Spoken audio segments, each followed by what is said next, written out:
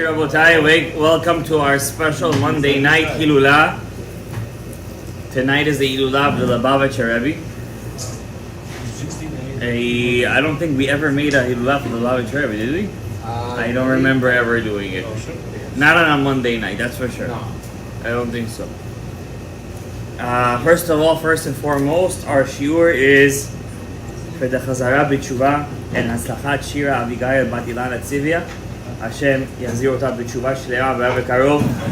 And also our shiur is donated, the other half anonymously, for him and his friend that they should get married. V'zivu Gagum B'Ave Karov Mamash. Before we start, L'Shem Yechut Kuchav Rakush Chiteh Harenu Ba'im Lekayem Mitzvat Talmud Tora Letaken Partzuf Le'a Lamshich La Midat Orot Miyesod Ha'aba V'ino Am Adonai Eloheinu Aleinu V'Maaseh Yadeinu Konena Aleinu Maaseh Yadeinu Koneneu. And we say it twice, just like Moshe Rabbeinu did. V'ino Am Adonai Eloheinu Aleinu Maaseh Yadeinu Konena Aleinu Maaseh Yadeinu Koneneu. So we're gonna get straight into it. So tonight, my point is to teach you guys a kavanah, how to connect to a tzaddik that you like, that you feel really connected to, in tefillah. Is there a kavanah that the Ari HaKadosh, he revealed that you could actually, when you're saying a certain word, you could think of that tzaddik and feel like you're tapping into his energy, to his neshama, maybe trying to get a piece of him inside of you, right? No. So that's my point of my shiur tonight. And on the way, we're going to talk about a couple of things. So first and foremost, we know that many people on the Hillula of a tzaddik, like such a tzaddik like the Lubavitcher Rebbe, second most visited kever in the world. Number one is Alright, number one is Rabbi Shimon Bar Yochai. And since Rabbi Shimon Bar Yochai has been closed lately because of the Satan, yes, Satan, like I said, the Lubavitcher Rebbe is the number one visited kever for the past 4 years in the world. For the past 4 years. Okay? Real statistics, I'm saying. Today, just these past 3 days, including today, close to 250,000 people are going to come and visit that place. Come and go. People come, they sleep, they stay, Sfaradim, Ashkenazim, Belzers. I don't know if you'll see any Litaim over there, but you might, if you're paying attention. They come hiding. Everybody's over there, you know? So what was the zechut of the Lubavitcher Rebbe? I want to tell you guys something big. You guys know this already, but I'm just coming to remind you. Like the Mesilat Yesharim says, I didn't come to teach you guys anything new. I just came to remind you for what you already know. Right. So I'm going to start with a mashal, if I may, a parable. There was a cruise. And in the Moda'ah, they said, whoever comes to this cruise is going to get free lodgings, everything free. Any drinks they want, any snacks they want. We're going to travel the most pristine waters. Anything you want. Just come to the cruise. But there is a catch. We're not going to say the catch. There's a catch to the cruise. Right away, the Jews were the first. And then the Italians. The Jews came. Free. Anything we want. Minyan, Sefer Torah. Whatever we want. They come onto the cruise on the boat. Big boat, 3 floors. They came. They filled up the place right away. And the boat, the ship starts to sail. The ship sails. One guy, as any good Yid, he was a Talmid Chacham. He was convinced by his wife to go on the ship. That was coming close to Shabbat. He didn't want to travel on Shabbat. So he goes to the guys in the minyan and says, guys, what are we doing? Can we tell the captain to stop? What are you saying to stop? Be on the deck. Look at this moon. Look at this music. Look at the beer. Look at hey, just have fun already. Why have to be so uptight? Don't be you guys are so, don't be fanatic. Just sit down, relax. You're free, cruise. Just enjoy yourself. Go, enjoy. But this guy, he went to Shiurim of Talmud Torah. To Hashem. He knew he had to ask questions. So he said, I'm going to find a captain.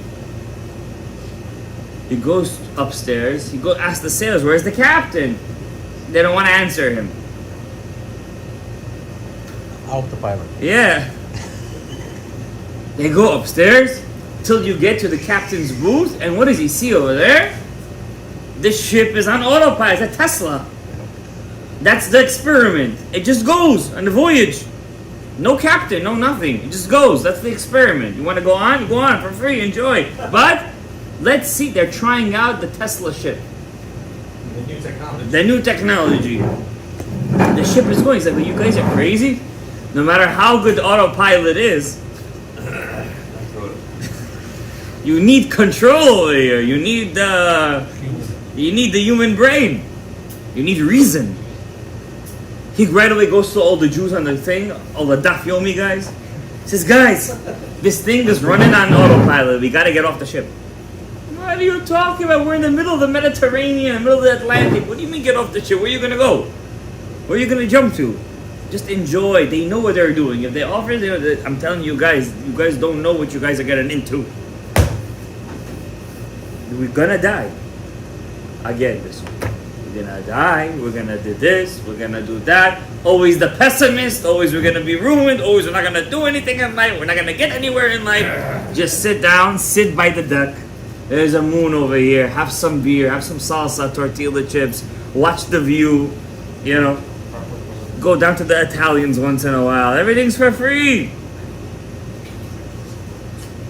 The guy said, I need to prove to these guys that this ship is going La Avadon. Finds a telescope, gets to all the way to the edge of the ship, and he sees over there where the ship is going, and it's going towards a fall, a waterfall. Wow. And on the bottom of the waterfall, every tanin, every creature to the Mariana Trench, they're going deep down. He said, guys, just look. Just look, we could save ourselves. Just look. Again, with the pessimism. Again, with the negativity. Guys, just come for 5 minutes. Just look where we're going. Where are we heading? Hi. We're going to go look before they go out there. Make sure to get all high and drunk. Just to handle the guy. They go upstairs. And the truth, he's saying, they're heading L'Avadon. The experiment is going haywire. So they tell him, no, let's do something. But they're so, in their own euphoria for the first 2 days. Let's find a lifeboat. Let's get out. After 2 days, they're like, they got used to it already. Okay, we're heading to Avadon. At least we're all gonna go together. At least let's enjoy it. The guy's like, you guys are stupid. You're gonna be right now food for the taninim. You're gonna be chopped liver over here. What do you mean? They don't want to listen.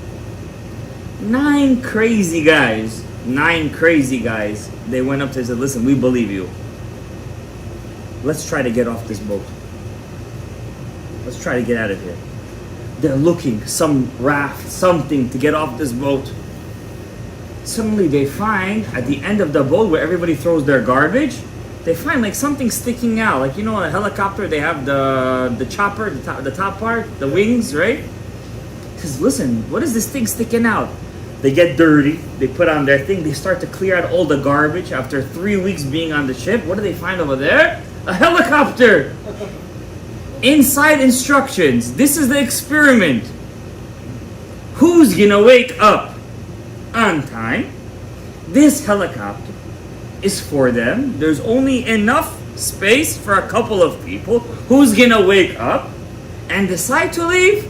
And if you don't know how to fly the copter, here is instructions. Instruction manual. These guys don't know. These guys are learning Daf Yomi for their whole lives. What do they know about helicopters? They know Yiddish. They don't know these words. But when you're about to be food for the taninim, you're gonna learn pretty quick. So they learn 1 week, 2 weeks, 3 weeks. Meanwhile, those guys with their partying every night, partying. Shtuyot they're doing, having fun, going down to the lower decks where all the goyim are. They're having fun over there. Listen, if we're gonna die, we might as well live to the fullest. Last day,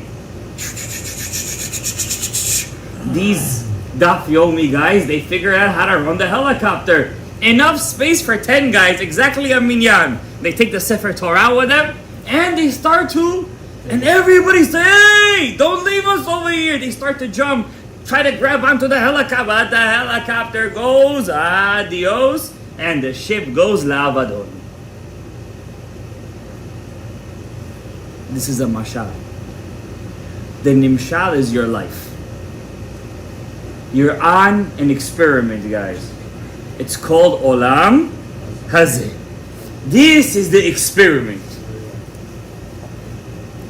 You're gonna drink, eat, smoke, have fun, do shtuyot your whole life. And the funny thing is, there's always gonna be that one fanatic rabbi. He's gonna be, guys, we're going la'avadon. There is, at the end of the experiment, a waterfall. You're gonna be food for the taninim, right? But in the mashal there was a taninim. You know what's in the real life? Worms, mice, rats, and rodents. That's where you're heading to, right? And you're gonna be there, and every bite you feel, every squirm you feel, the Gemara says it's worse to the body what it feels when it feels all the mice ripping its. Every finger is a hot dog. Every vein is a sauerkraut. That's what happens to you. And there's one person you meet in your life. He's the fanatic rabbi. He said, guys, we're going la'avadon. What do you mean? Anyways, we're all gonna go. We might as well enjoy while we're here. And he says, guys, let's do it. And at the end, he finds 9 guys, a minyan. And they say, guys, let's figure out how to run the helicopter. We don't know how to run this helicopter. That helicopter is the Torah. It's the Beit Midrash. That's the helicopter. At the end, in every Beit Midrash, what do you find? Exactly a minyan. Not more, not less. Every shiur Torah, it's always a minyan. That's all you have. That's all there is. That's all the people that wake up. And at the end of a person's life, when he reaches that age, when he has diabetes, high blood pressure, cholesterol, he has already, his arteries are fully packed with fat, clotted, and he's about to get, it's like, oh, where is the helicopter? And he tries to grab on, but it's too late already. Where is he reaching to? Avadon. That's where he heads. And who's flying over there? Who's flying over there? Those guys who woke up. Woke up enough time, had to figure out how to do what? Tshuva. How to do the helicopter, how to ride the tshuva, how to figure out the tshuva. Are you going to be on the helicopter, or are you going to stay on the ship? If you stay on the ship, you're going to have fun till the last second of your life. You're going to enjoy till the last second of your life. If you decide to go on the helicopter, it's hard work. You don't know what a helicopter, how to run it. You don't know how it works. You open up a Gemara, you want to fall asleep the first second you see Tanya Rebbe Omer. You look at the words Tanya, it reminds you of some Russian woman you saw. And boom, you fall asleep. You don't want to, you're like, what's this helicopter? What is this talk? What is this talk? Why do I need to know this? How the kids always say, for what do I need to know this? What is it going to help me? But they don't know where are they heading to? The Taninim. But this time it's not Taninim, it's Tolaim. Tolaim it's heading to. Like one person said, you think they're going to judge me really in next world if there was a bug in my water? You think they're going to... Seriously, they care if there is a bug. They care if there is a bug. Yes, they care if there is a bug. They don't want you to eat bugs. Come on, it's healthy. It's not healthy. By the way, there's a lot of protein in bugs. Lots of protein. They don't want you to eat bugs. They don't want you to be mitamei your nefesh. They don't want your nefesh to go to avadon. I want to tell you guys a secret. There were some rabbis, they didn't just go on the helicopter and reach the mainland. They went on the helicopter and they keep on coming back to save people. The mashal continues. There are some people, they're special. These guys became experts at riding the helicopter. They go and come back. They go and come back. Who are these people? People like the Lubavitcher Rebbe. People like the Lubavitcher Rebbe. You know, this past Sunday, I was with a couple of friends over here. We went to 5 towns. How long is it? How far is it away? 40 minutes? 30 minutes? 15 minutes if you're driving like a maniac? Right? 15 minutes. Yeah. Rabbi said it's only 40-50 minutes away. We couldn't find in a shul somebody to be a chazan. True story. Guys were over there. True story. The guy was reading Chazara. He didn't know if he was saying Modim Darabanan. He was the chazan or Modim. And this Rabbi Yossi ben Kisma says, even if you give me the table full of gold and silver, I will never move from Talmidei Chachamim. And this he said it. I will never move from a place of Talmidei Chachamim as long as you're on the helicopter. As long as you're saved. You could spend your whole life eating and drinking and having fun, but you're going to be at the edge of that boat and you're going to be the first one to jump into the Taniyim. There are people like the Lubavitcher Rebbe. I'm going to tell you something about the Lubavitcher Rebbe, guys. I'm not a Chabad Chassid. I never was. I like all the tzaddikim and all the Hasidim and all the Kedoshim Bateorim. I'm not, don't think I'm trying to sell you on Chabad over here. I'm not. It's not my point. I don't care. To me, I live for, you know what I live for? One person calls me and he says, because of your shiur, I decided to keep Shabbat. Because of your shiur, I decided to put on Rabbeinu Tam. Because of your shiur, I decided to put on Tefillin, Rashi. Because of your shiur, I decided to put on Tzitzit, Tzemer. Because of your shiur, I came to more shiurei Torah. This is what I live for, I'll be honest with you. That's why money doesn't make it. There's a machlok between the Chachamim. Can you take money for teaching Torah? Or you can't take money for teaching Torah? It's a machlok. It's a legit machloket inside the Torah. Are you allowed to get paid for teaching Torah? I'm not talking about school. I'm talking about you going to give a shiur, and you're like, listen, I could have been home with my family or doing something else.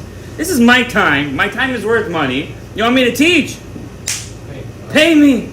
It's a legit machloket in the Chachamim. It's a legit machloket. Yabi Omer has, or Avati has a whole thing over there. At the end he says yes. You're allowed to charge. But there is a Rambam. There's a Rambam. And we Sephardim have a rule, guys.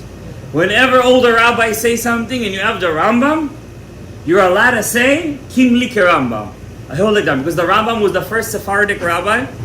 He was known to be the Sephardic rabbi. And he had a power to paskin something. And a whole Eretz Yisrael said, we accept upon ourselves the power of who? The Rambam. And anything the Rambam paskins, almost 70% of the time, more than 70, Shulchan Aruch, paskins like him. Okay? The Rambam says. The Rambam passed away what age, guys? 69. 69 years old he passed away. 69. Let's go with 69. Okay? That's the more accepted view. The Rambam, in his life, he never took a penny for teaching Torah. He didn't have to be a doctor. All he had to do was go to the, not to the sultan, to the yeshiva, to the main shul, which he was already the rabbi. I was like, guys, you want me as the rabbi? Give me something. That's it. That's all you have to do. He didn't have to be a doctor. He didn't have to be an OB. The Rambam held. Hashem said, I taught Torah bechinam, so too am bechinam. Am bechinam, you have to be bechinam is for free. That's the Rambam's position. It's a very hard position to keep. So if a person goes out there to Siberia, to Samarkand back in the day, to all these Croatia, Greece, what are you always going to find over there? Chabad. These Chabad take money from these places? Not a penny. Beijing, Hong Kong. Malaysia. There's one in North Korea too? I don't believe you. That's already, He you're was going there. to the next level, He man. was there. I'm going to be Chabad. If there's a Chabad in North Korea, I'm going to be Chabad. No way, not in North Korea. South Korea, maybe at the border. At the border. Yeah. There's two things you'll find the whole world: Coca-Cola and a Beit Chabad. You know, these Chabadnikim, they hold like the Rambam, like he's they finish the Rambam once a year, these guys. Once a year. Where would the Bukharians be after the Soviet Union took over Samarkand, Bukharat? And where would the Bukharian Jews be without the Chabadnikim? Where would they be? I want to know. Don't be Chabad, be Bukharian. But I'm just saying, where would you be? Where would you be if it wasn't for them? My Jewish customer brought me the picture. He visited his uncle in North Dakota, and he took the picture in airport. In North Dakota. Welcome to Who Chabad. lives in North Dakota? There's not even a minyan in North Dakota. Welcome to Chabad. There's not even 10 people in North Dakota. There's wolves and Indians over there. That's it. And the Yahweh over there is a Beit Chabad. In the airport. Welcome to Chabad. Guys, anybody here travel to a place where it's, a bit out of reach? What is the first thing we always look for? Beit Chabad. Not penny, like the Rambam says they take. They follow the Rambam. They're not even Sfaradi, these guys. They follow the Rambam. Ma'ani bechinam, gamatem bechinam. I'm not saying this is halacha. They didn't say that. I'm just saying they follow the Rambam. Just Hashem said, I taught you Torah for free. You guys also have to be for free. It's very hard to do that. And these people, you know how many kids these people have? 10, 12, 13, 14 children. My wife works in MSK in the city, Sloan Kettering Cancer Hospital. There's a chaplain over there, Chabadnik. 4 of his kids have birth certificates from Beijing. He has another 8. I'm saying 4 of his kids have birth certificates. They were born in Beijing. They're Chinese citizens. Communists. Yes. You know what I call that? Misirut Nefesh. Where did that Misirut Nefesh come from, Rabotai? Where did it come from? All students have to hear this and have to hear this very carefully. I'm going to tell you a story. I told you guys this once many years ago. I'm going to remind you. I was once sitting with Rav Baruch Babayev. I was a Kolo student back then. Me, 4 other guys. All 4 guys became rabbis in this community. All 4 of them. One in Hollis Hills, one Jamaica Estates, one in Kew Gardens, all of them. And Rabbi Babayev told us a story. He said, when Lev Levayev,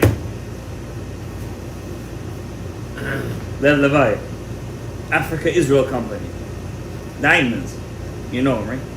Heard of him? Yeah. When he asked, why does he give to Chabad so much? When he asked the Sephardic Jews to go to Samarkand, go to Bukhara, this is back in the 80s, go teach them Torah, they said, we can't go without our families. We're not going to go. Shalom Bayit, they said. I said, yeah? This is what he told me. I'm telling you verbatim. If he wants to change his story, that's his own thing. I'm telling you what I heard. And he didn't give them any stipend. He didn't sponsor them, nothing. When he went to the Chabadnikim and he said, you guys are willing to go to the Bukharian Jews, that you don't know who they are, you don't speak their language, you don't know anyone, you don't know their minhagim, you're going to go? What they say? We're not just willing to go. We want to go. We want to go, they said. And we went. How did the Bukharians know the minhag to light the Hanukkah candles by the window? They learned from Chabad. Bukharians used to put mezuzah slanted. From who they learned? Chabad. All these Ashkenazi minhagim, you guys learned it from them. Everything. But they went over there and they taught. My son has a book called Samarkand. It's called Samarkand. And they write over there on Simchat Torah, when the KGB used to come at Simchat Torah, all the Bukharians used to close down their shuls. The Chabadnikim would sneak into the Bukharian shuls and they would open it up and they would do hakafot. And if they, that was one story I heard from Rav Yitzchak Zilber. He said a story about a Chabadnik. I didn't even get to the Rebbe yet. I'm just talking about his students. These are students, Rabbi. Rabbi said, this is belevu benefesh, their talmidim. They believe in the cause. You know what I mean? Belevu benefesh. There was one guy, he was caught, I think wearing tzitzit or something like that. I forgot it, Rabbi Wolf, something Wolf. Now some of these guys are pretty big. Scandinavian big. So he gets big. So he gets to the KGB office, and he tells them, "What are you wearing? What's these? Some kind of code? You guys are trying to pass some kind of code over here? What's all this? Some of you guys have the spirals. What is this?" He says, "Tzitzit." He said, "What is that?" He said, "You guys are." He tells this to the KGB. "You guys are primitive. How are you supposed to know what's a tzitzit? You guys live in the Stone Age." He said, "Do we live in the Stone Age? We're the most advanced people." So you guys are not advanced. We have the Torah. We're advanced. And they're fighting. Who's advanced? Who's more advanced? Suddenly the Chabadnik gets, how you say, Shoshet Besarash. Yeah, he gets it to his head.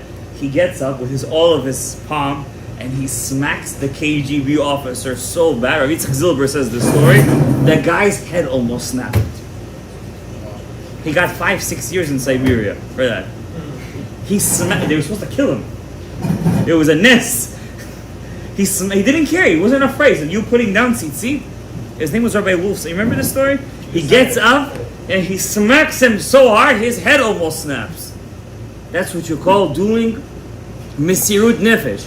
When did they learn this Mesirut Nefesh, Rabbi Isai? Where did they learn?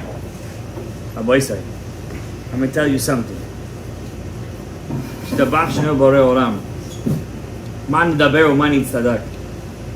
What does it really mean to be a Yehudi? You know, one rabbi said, you think because you go to shul, you wear tefillin, you keep Shabbat, you keep Yom Kippur, you automatically have a connection to God. I want to ask you, you go to work, people go to work, Wall Street, Goldman Sachs. Did they ever meet the boss once in their life? Probably not. Did they have a connection to their boss once in their life? All these big corporations.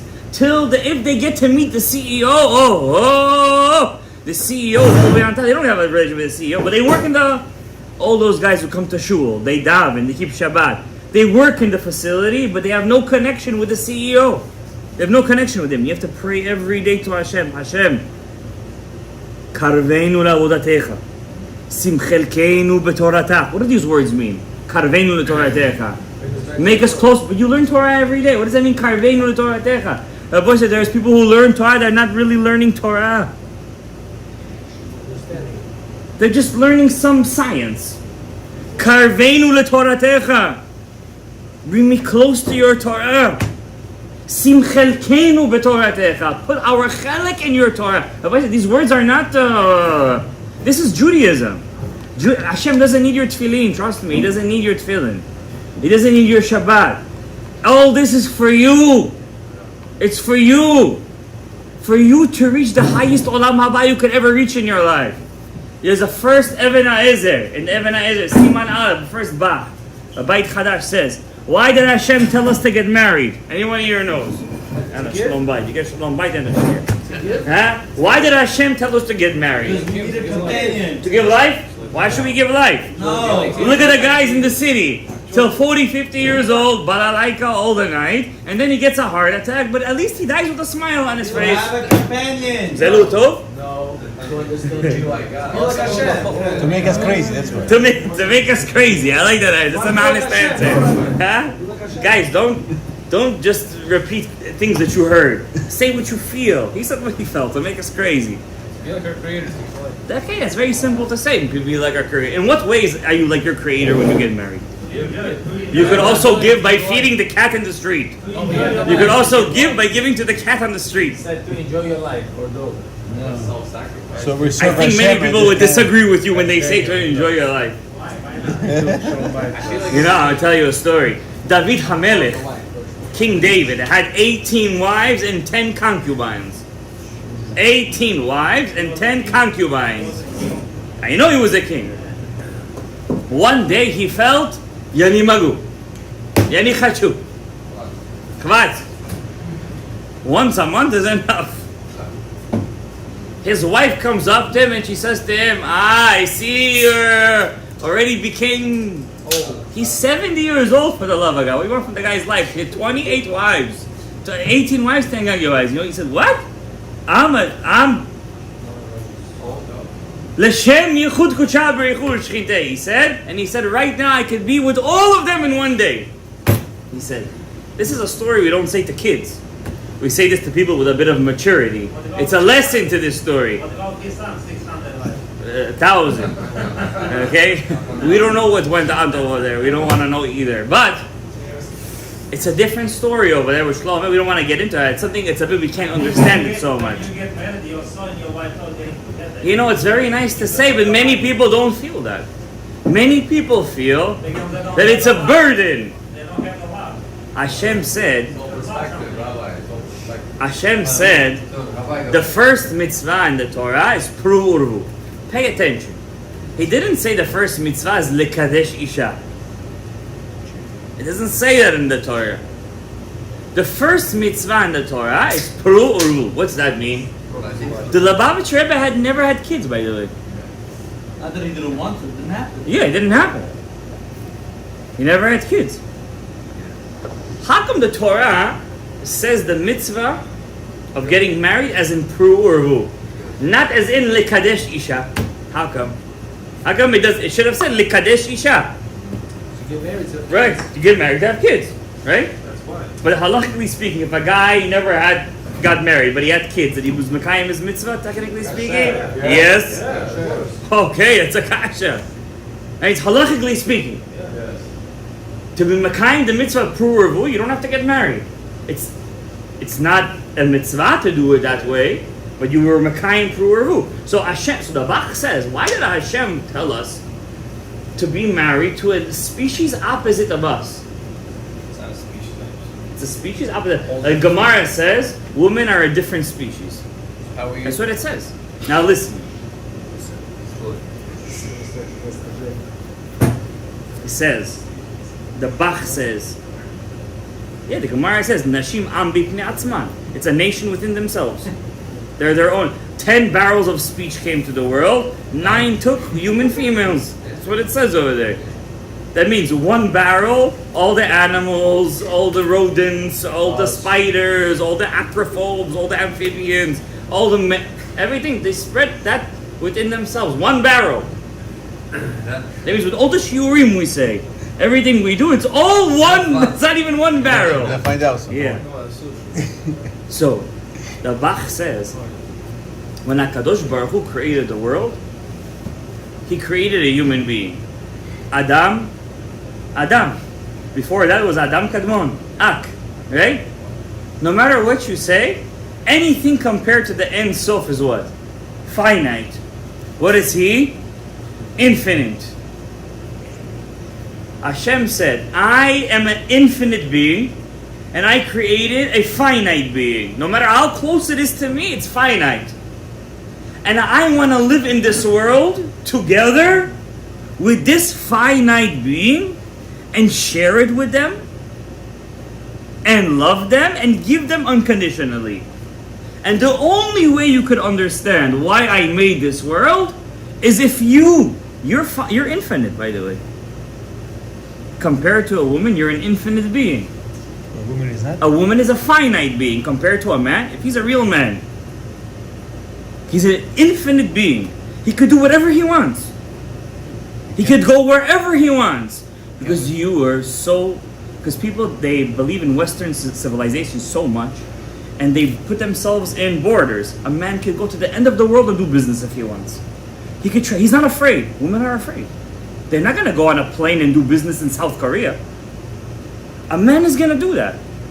He's not going to take a chance and put $1 million she's not going to put $1 million of her life savings and do business. She's not going to do that. He's going to do that. A man has infinite possibilities because he's Zah. You are like Hashem. You're like Hashem. And just as Hashem created a tzimtzum, what's a tzimtzum? Restriction. Or He restricted Himself.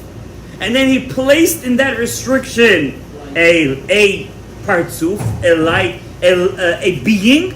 so too you have to place in your tzimtzum a being. Let it be. And here is the chidush.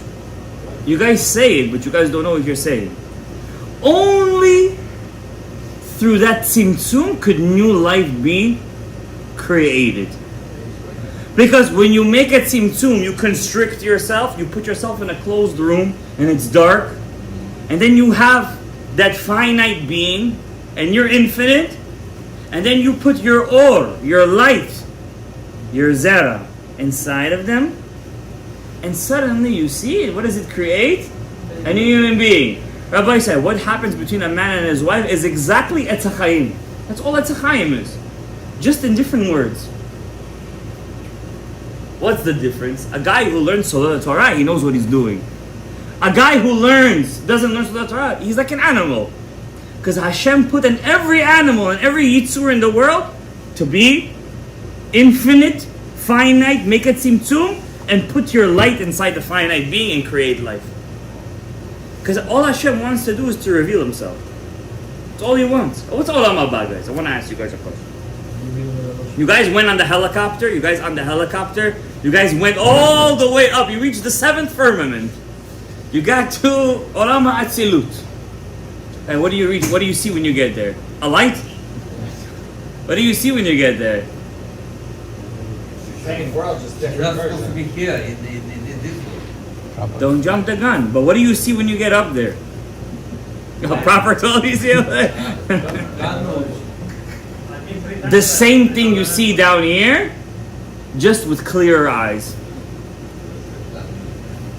It's more refined It's the same thing. understanding. The world, Gan Eden is the same as on here. Just you know what you're looking at right now.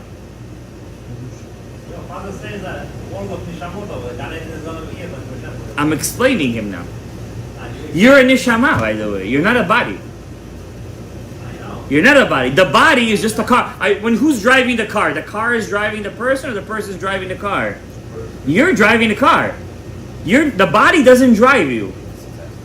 In this world, you don't have the eyes to see what's going on in the air. If you did, you wouldn't die. You would be in the Beit Medrash all day and all that. You could get there if you want. All you have to do is ask. Like the guy on the ship, all he did was where's the ship going? I'm 40, 50, 60 years old. I'm 70 years old. Where am I going in life? At 70, it's a bit too late. You're asking every day. You see anything? Yeah, I do. That's why I'm here. What do you see? I see many things. Explain to us. I can't explain it to you because you have to be on the helicopter with me. If you're not on the helicopter with me, then there's no way we're going to see each other. He's in the way. Understand? I'll be honest with you. Seeing, I'll give you an example. Do you want to see something? I'll give you an example today. Today, my wife is about to give I birth. want to see my mom Nishamot. Yeah. You don't have to see an actual spiritual thing. I'll give you a miracle that happened to me today. All you have to do is open your eyes. I'm not the Baba Sali, but I'll tell you a miracle that happened to me today. My wife is about to give birth. Hashem should make her give birth without any bayo. Okay. So I said I'm going to be a good husband. I'm going to shower all the kids. Okay. I went to shower them. First I showered the troublemakers. The babies. Okay? So I showered them. I showered the baby first. She's 1.5. Then the 3-year-old. Then this, that. I let them go. I put the clothes. Then I helped the older ones. I said, you need stamina when you get older. After a while, you feel like you're a dead person. I said, I need to lie down on the bed. I need a 10-minute break. Time out. Time out. Yeah. So I go to the bed. And I start to doze off. I'm tired. I'm dead tired. I just showered 5 kids. My son comes to me. He says, Abba. I said, leave me alone. Get out of here. I have a shiur to give tonight. I need my power. He said, something is happening. I said, every day they say something is happening. And Shema Yisrael, Hashem Elokeinu, Hashem Echad. In my sleep, I hear like this. Just to myself, Mazik. My wife is downstairs. She's dead on the couch. All the kids are doing their thing. I go in. I get up. It's a miracle, by the way. It's not a coincidence. I see my kid choking on checker pieces. Checkers. No, the baby. Chevy. She put in her mouth 6-7 pieces and she's trying to swallow it. I said, Shema Yisrael Mecha. I had a story once happen to me. I don't want to happen again. I said, Hashem Yitbarach. B'schut lebav b'schut, I said. The lebav etcherel. I said, I'm going to give $100 to tzedakah. Get this thing out of her mouth. I gave one push in the stomach and like a domino, 6 feet came out of the mouth. Wow. That's what you call seeing Hashem. It's called seeing Hashem. You don't call it whatever, you call it coincidence. I call it seeing Hashem. You understand? I'll give you another story. I was in Israel this past couple of months, a month or two ago. I didn't know there was no ways in the north. War is going on over there. I'm driving. Suddenly it shows that I'm in Lebanon. I'm in a country I don't know anything.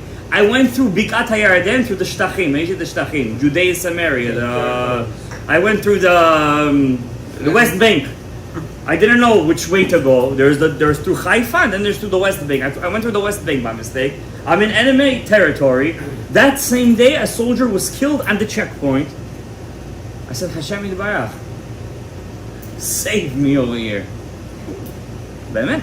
I call it. If you don't call out to Hashem, He's not going to answer to you. That's the way it works. You have to be Ma'aleh Man, and then there's Morid Mad. If you don't have Ma'aleh Man, it doesn't happen automatically. Right? Only one time it happened automatically, and Yamsuf. What does it say over there? Ma titzak elai. Now is not the time to pray, just jump. Hashem pointed that out because that was one instance where Hashem said, just jump. Okay? I said, I'm telling you a lot of secrets because I want you to hear that, you know, I speak to Hashem all the time. People think I'm crazy, by the way. But I'm not. I'm speaking to Hashem because I believe Hashem is in front of me, you know. The Ben Ish Chai says when you daven Shmona Yisrael, you're not allowed to look in front of you. You're not allowed to look. You have to look either in your Sidur or close your eyes when you daven. You have to believe and you have to know that Hashem is in front of you right now. It's very hard to put that in your head, guys. It doesn't happen from learning a daf of Gemara once a week. It happens from every day. How you say? You have to train yourself. And I can tell you, by the way, like this, million stories. Million. By the way, in Israel, happened over there, it was a miracle. I opened up Google Maps, I said, Hashem Yitbarach, just help me get home. I'm all at, and it hit. The GPS hit.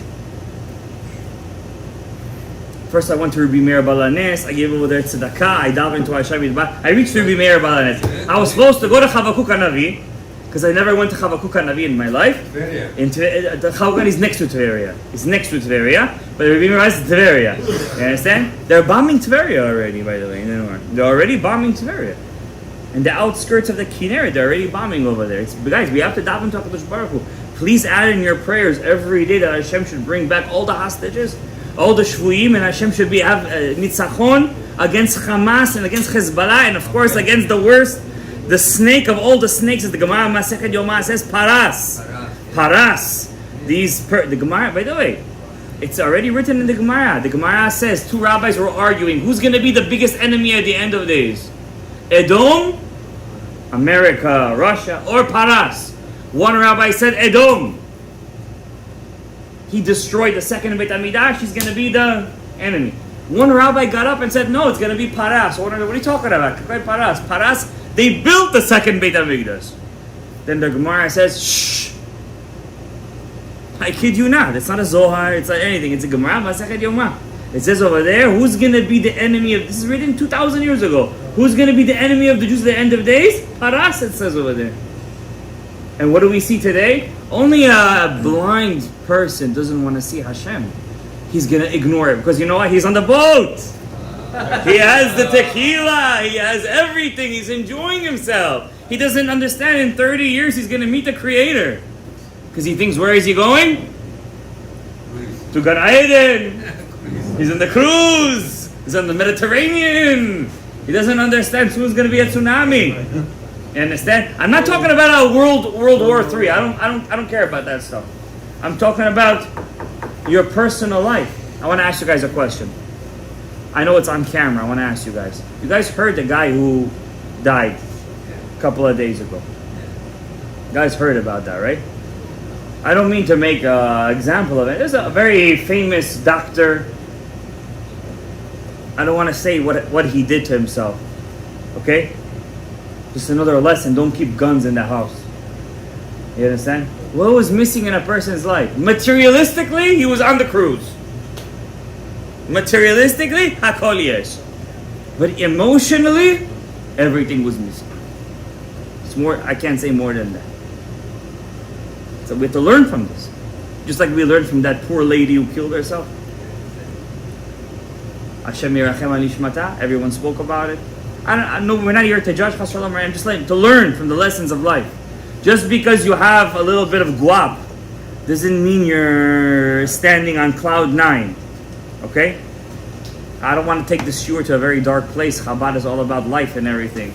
So let's teach you guys the kavanah. And I'm going to teach you guys something nice. Hopefully you guys will connect and will use it. Be'ezrat Hashem Yitbarach. Okay? At the end we're going to say it. At the end. 5 more minutes. We're almost by the helicopter. We're almost by the helicopter. I know. I also get up, by the way. Yes. Every time you guys say Shema Yisrael in Arvit, you have the ability to connect to a tzaddik that you feel that you love. Only in Arabic. In Arvit only. Shema Arabic. Not in Shema of Shacharit, not in Korbanot, not in Kriyat Shema Lamita. Okay? So I have over here in front of me Sidur Arashash. I don't have the board in front of me, but you guys will pay attention, okay? This is the Shema of Arvit. So let's say I really feel connected to the Lubavitcher Rebbe. I like him. I love his work. I read his work. How do you know you're connected to a rabbi? Because you like to read his stories? No. That's not called connected to a rabbi. His Torah. You learn his Torah. You want his Torah. You feel like you're him. You know what I mean? That's a connect. That's a me. For example, Rabbi Chaim Vital, when he was a young boy, he used to love to learn Pirkei the Rabbi Eliezer. So the Ari HaKadosh told him, because you're Rabbi Akiva and he was your Rebbe in the last Gilgul, all you want to do is learn your Rebbe's Torah. In a sense, something like that. You know what I mean? So let's say you feel very connected to Rebbe, I don't know, Rabbi Yosef Dayan, let's say the rabbi. He loves the Tikkunim of Rabbi Yosef Dayan. Yeah, I don't know. You pick your Rebbe. And you want to connect to him. But really connect, I mean change oneself. Right? So you say Shema Yisrael. When you say the words Hashem, Elokeinu, Hashem, you have the ability to connect to the tzaddiks, neshama and chaya. You have nefesh, ruach, neshama, chaya, yechida. What's the two? Yechida nobody could reach. It's the highest level. What's the two highest levels before that? Neshama and chaya. Neshama, chaya. Nefesh, ruach, neshama, chaya. Nefesh is always on the grave. Ruach is in Gan Eden. What happens to the neshama and chaya? You could connect to it. That means you could bring down that tzaddik's neshama into you. If you have a zechut. I say this to everybody. Consistency is the key. Everybody here likes to work out, likes to watch all these things. What's the number one rule when a person works out, tries to be? Consistency. That's all it is. It's consistency. Do it every day, even if you daf yomi. How do you be successful? Consistency. You miss a page, doesn't matter. Next day, I keep on going. Consistency is the key. That's the same thing with Torah. Consistency is the key. So you want to be connected to the tzaddik, consistency. So you say Shema Yisrael, when you say the word Hashem Elokeinu, you have to have kavanah that I'm connecting to the tzaddik's neshama and to his chaya, which is high levels of his soul. And when you say Hashem Elokeinu, Hashem, the last Hashem, right? Shema Yisrael, Hashem Elokeinu, Hashem. When you say the last Hashem, you have to have kavanah to bring the two parts of his neshama together and include yourself in his neshama. Hashem Elokeinu, Hashem. So Hashem Elokeinu, his neshama and his chaya, you're picking them up. When you say the last Hashem, You're becoming inside his neshama echad. What are you becoming with him? One. Why just Arvito? Only in Arabi, because that's when you go to sleep. When does it all happen? When you're shluffing. When you're going to, if you're worthy, olam hanishamut. And if you do that, when you wake up in the morning, you could actually have a zechut of having his neshama inside of you as an ibur. Yeah, to this level, to this extent. But only if you do it consistently. Don't think you're some kind of uber chacham. You're going to do it one day and you're going to wake up and suddenly you're Moshe Rabbeinu. It's not the way it works over here. You have to do it consistently until you have the zechut. Once you have the zechut, you're going to feel it automatically. And you should always daven for one thing, guys. Always daven to Hashem. I'm telling you guys a secret right now. If you're worthy, you're going to take this secret and you're going to get on the helicopter. When you daven to Hashem in Shemona Yisrael, pray to Hashem that Hashem should help you be clean of your zohamat hanachash.